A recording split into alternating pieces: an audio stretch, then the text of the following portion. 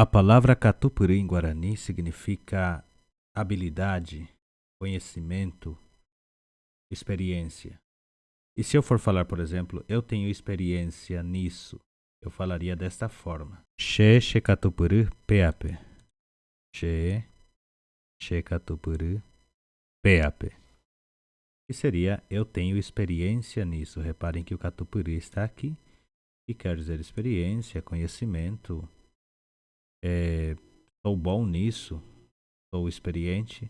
E se eu fosse falar em segunda pessoa, eu colocaria apenas de Catupuri PAP.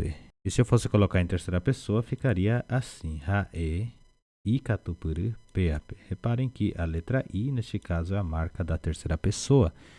Quando eu falo em terceira pessoa, automaticamente eu tenho que usar a letra I. Vai depender muito da frase que temos a se seguir, se ela termina em vogal, se é nasal ou oral, ou alguma outra forma em que termina a palavra que vai ser colocada a letra I como marca da primeira pessoa.